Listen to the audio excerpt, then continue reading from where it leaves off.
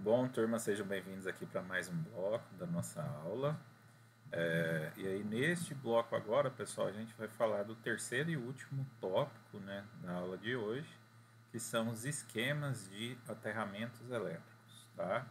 Então, até agora nós já falamos sobre os dimensionamentos dos condutores elétricos, falamos de dimensionamentos dos condutores fase, neutro, terra, os critérios utilizados, todos eles. Falamos também a respeito dos dimensionamentos da proteção, no caso dos disjuntores, para sobrecarga, para curto-circuito. Falamos também sobre o dimensionamento dos eletrodutos. Falamos também das questões com relação aos choques elétricos. E aí a gente vai falar a respeito agora de mais um elemento, considerado o elemento de proteção da instalação elétrica, que também ajuda, né, a compor todo esse arcabouço de proteção de um circuito elétrico, tá? Que são justamente os aterramentos elétricos, tá?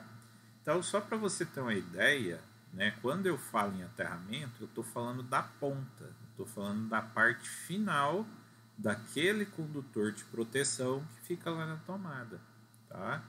Então, aquele condutor de proteção, ele é simplesmente o quê? Um condutor. Ele não tem um papel específico, ele é pura e simplesmente um condutor. Ele só cumpre o efeito, o papel de conferir proteção quando lá na outra ponta dele você tem o quê? Um aterramento elétrico. Tá? E é justamente sobre esse aterramento elétrico que a gente vai falar agora nessa parte da nossa aula. Bom, então, por definição, né, o que é um aterramento? Né? O aterramento é a ligação de um equipamento ou de um sistema à terra, por motivos de proteção ou por exigência do próprio fabricante para o correto funcionamento do equipamento. Por que ligar à terra? Né? A maioria das pessoas ficam na dúvida, né? Olha, por que o aterramento é conectado à terra? Para a gente entender melhor, você precisa revisar aquela parte lá da Física 3 que tratou a respeito das formas de eletrização, né? E aí lá nós vimos formas de eletrização por atrito, por contato, por indução. E aí na eletrização por indução, nós vimos que uma das formas, né, de você concluir a eletrização por indução, você tinha uma polarização. E aí, para você permitir que a eletrização por indução se concretizasse, você precisava conectar aquele condutor à terra. Então, é esse mesmo conceito que é aplicado aqui no aterramento. Tá? E que conceito é esse? A Terra, né, quando eu digo a Terra, o planeta Terra, o globo, né, ele é o maior corpo existente aqui para nós. Né? Nada é maior do que a Terra. No nosso caso, aqui em questão.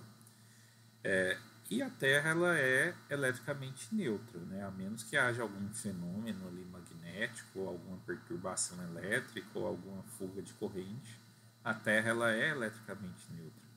Então, a partir do momento que eu assumo que a Terra é eletricamente neutra, eu estou dizendo que as partículas ali presentes, né, as cargas elétricas ali presentes, elas são iguais.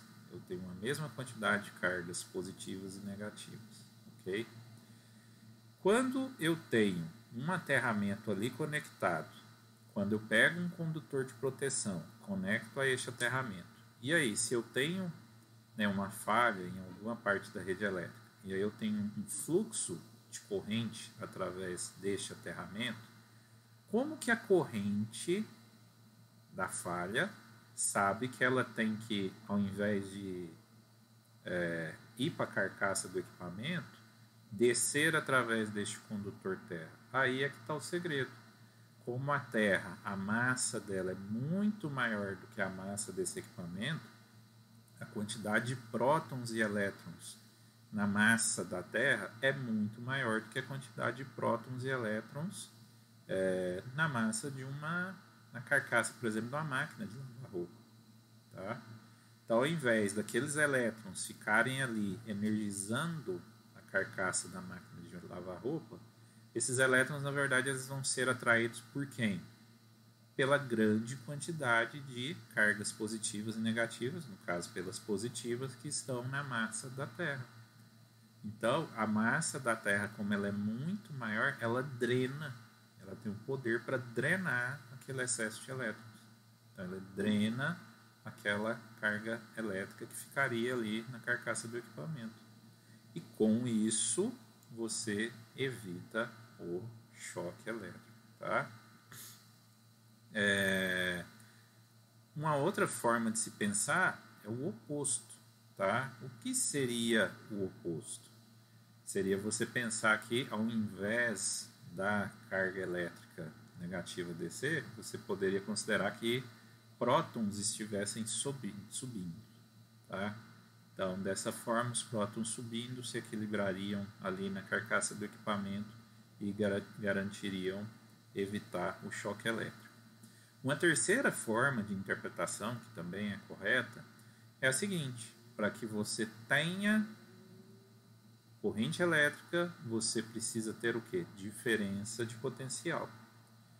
Se o potencial elétrico da Terra, que é a referência, é igual a zero, se você tem uma fuga, né, para a carcaça do equipamento, ali você vai ter um potencial.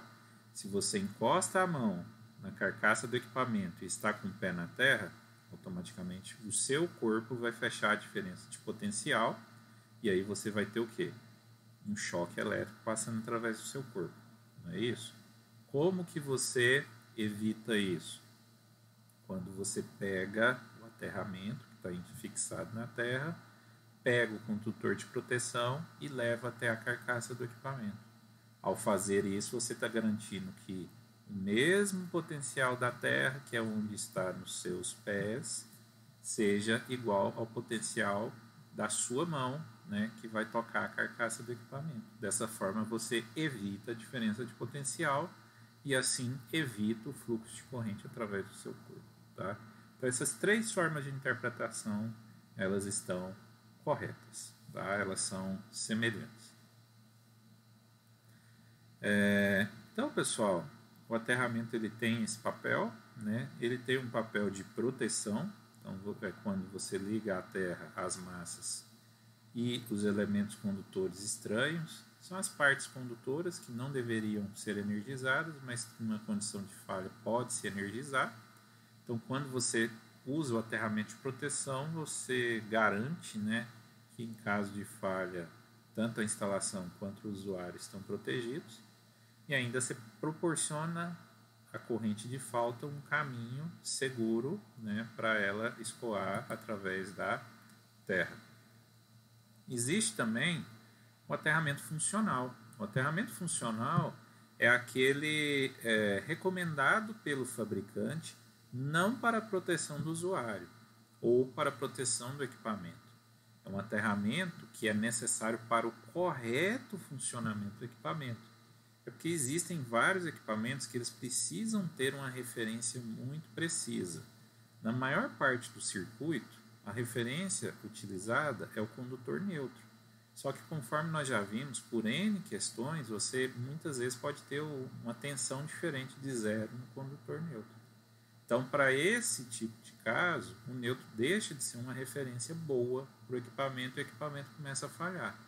Então, para estes casos, recomenda-se o uso do terra como referência, do condutor de proteção, e aí na ponta desse condutor de proteção você usa um aterramento funcional. Tá? Então, diante disso, pessoal, os nossos sistemas elétricos podem ser classificados quanto aos esquemas de aterramento em sistemas diretamente aterrados, sistemas aterrados através de impedância, que muitas vezes os circuitos elétricos você usa elementos do tipo resistivo ou reativos em série com o aterramento para fazer cumprir algum papel dentro da instalação elétrica, e os sistemas não aterrados, né, que estes, né, no caso, são os nossos maiores focos de preocupação. Aqui eu coloquei esse slide só para ilustrar para vocês, né, a preocupação que nós temos quanto ao aterramento. Então vamos supor aqui que você tem a parte viva aqui, né, o circuito no interior de um equipamento, no interior dessa bola, né? E vamos supor que essa bola seja a carcaça do equipamento e que ela seja uma carcaça metálica. Se você tem um equipamento que não é aterrado, que seria essa figura B aqui, se houver qualquer falha na carcaça do equipamento, a carcaça fica energizada e ao você entrar em toque, entrar em contato com o equipamento, o seu corpo passa a ser um caminho condutor da corrente elétrica na carcaça do equipamento para o terra, tá? Ao passo que na figura A, se você tem o aterramento e esse aterramento foi bem dimensionado, foi bem feito, a impedância do seu corpo, a resistência do seu corpo vai ser muito maior do que a resistência do aterramento. Logo, a corrente elétrica vai preferir escoar pelo caminho de menor resistência, no caso, o aterramento. E dessa forma, o indivíduo, ainda que ele toque na carcaça do equipamento, ele estará protegido, tá? Quando a gente fala, nesse caso, pessoal, de toque na carcaça do equipamento que não está eletricamente aterrado, né? Esse caso nós estamos falando de um fenômeno conhecido como tensão de toque. O que é a tensão de toque? É quando a sua mão entra em contato com a parte energizada indevidamente e os seus pés estão no chão. Dessa forma, o caminho formado através do seu corpo, a corrente entra pela sua mão e sai pelos seus pés em direção ao chão. Isso é o que nós chamamos de tensão de toque. Então, a tensão de toque ocorre onde? Quando? Geralmente em equipamentos elétricos. Então, é aquele caso de choque quando você encosta no equipamento elétrico e você sente a descarga. Então, isso é tensão de toque. Como que eu poderia evitar isso, por exemplo, sem o uso do aterramento? Utilizando luva de proteção. Só que o problema é que na sua casa você não vai andar com luva isolada 1000 volts o tempo todo, né? Porque você imagina que o equipamento está funcionando devidamente, tá? Existe um outro fenômeno conhecido como tensão de passo. O que seria esta tensão de passo? A tensão de passo, pessoal, é o seguinte: por algum motivo, quais são esses motivos? Um cabo caído no chão, um cabo energizado caído no chão, um aterramento mal feito, né? Por exemplo, quando você tem um aterramento mal feito, a corrente elétrica desce para o aterramento, ela vai produzir campos magnéticos ali em torno daquele aterramento e esses campos magnéticos eles ficam ali presentes no solo. E aí quando você vai trocar o passo ali naquele solo, você corre o risco de levar um choque elétrico, tá? Isso também é muito comum de acontecer onde? Quando você tem uma descarga elétrica em uma cerca, uma fazenda, ou uma descarga elétrica em uma árvore, ou numa região descampada, né, propriamente dita. Às vezes o raio cai longe de você, mas você, ao andar ali, você corre o risco de ter essa tensão de passo. O que acontece nessa tensão de passo? Ilustrando aqui pela figura, no caso aqui é uma figura de um aterramento que não foi muito bem feito. Você vai ter então os campos magnéticos devido à propagação da dispersão, né, da descarga no solo. Isso gera diferenças de campos. Essas diferenças de campos, quando você troca o passo, você vai ter um potencial em um pé e um potencial diferente no outro. E aí você vai ter a diferença de potencial. E aí a corrente elétrica entende que se tem diferença de potencial, tem o seu corpo condutor ali, ela vai percorrer o seu corpo como menor caminho e você vai levar um choque elétrico, onde a corrente entra por uma perna e sai pela outra. Esse tipo de choque elétrico é tão perigoso quanto o de tensão de toque, ok?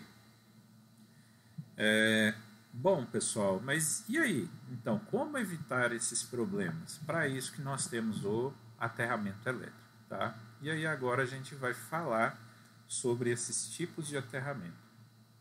Os tipos de aterramento, pessoal, eles têm uma sequência de letras, tá, que os definem. Tá? Na verdade, são códigos que os definem, previstos pela NBR 5410. Basicamente, existem 3 esquemas de aterramentos. É o esquema TT, o esquema TN e o esquema IT. Ah, professor, excelente, né? Você falou aí uma sopa de letrinhas, né? O que significa cada uma dessas letrinhas? Vamos lá. De acordo com a norma, a primeira letra presente no esquema de aterramento, ela indica como é o aterramento da alimentação. Então, por exemplo, se o esquema de aterramento começa com a letra T, quer dizer que a minha alimentação, a minha fonte, no caso da nossa residência, a concessionária de energia, ela é aterrada. Tá? Onde fica esse ponto de aterramento da concessionária de energia? Geralmente fica no poste onde está o transformador de energia. Geralmente os postes onde tem os transformadores de energia são aterrados. Então o secundário do transformador é aterrado. Tá? Então, se o esquema de aterramento tem a letra T, quer dizer que aquela fonte ela é aterrada. Mas existem casos que a fonte pode ser não aterrada. Por exemplo, se o secundário do tráfego estiver conectado em delta, aí você vai ter um caso em que ele não é aterrado. Tá? E aí, neste caso, utiliza-se a letra I. Tá? Então, você tem esta condição. E a segunda letra, o que ela significa? Significa a forma como a carga está perante o aterramento. Então, a carga pode estar diretamente aterrada, nesse caso ela vai usar a letra T, por isso fica o nome TT, por exemplo, ou IT. A carga pode estar com o aterramento ligado através do neutro, ou seja, a sua carga não tem aterramento próprio, faz uso do neutro como condutor de proteção, e aí este neutro ele é conectado lá no padrão de entrada a um aterramento. Tá? E existe, por último, as massas isoladas, tá? Que são as massas não aterradas. Seria a segunda letra tipo I. Esse caso, existem cargas, né, que não exigem aterramento, né, mas geralmente é pouco utilizado esse formato. Tá? A segunda letra, pessoal, quando ela é do tipo N, ela ainda pode exigir um complemento, tá? Que é o tipo TNS, que é quando o neutro e o condutor de proteção são distintos. Então, esse S significa de separados. Tá? Então, quando é TNS, quer dizer que o terra e o neutro são separados. E tem o tipo TNC, que é quando o neutro e o terra são comuns. Ok? E existe ainda o tipo TNCS, tá? Ou SC, que é um tipo de aterramento onde você tem um trecho onde o aterramento é comum, proteção e neutro, e um outro trecho que o condutor de proteção e neutro são separados. Pessoal, muito obrigado pela participação de vocês, eu aguardo vocês no próximo bloco. Até lá!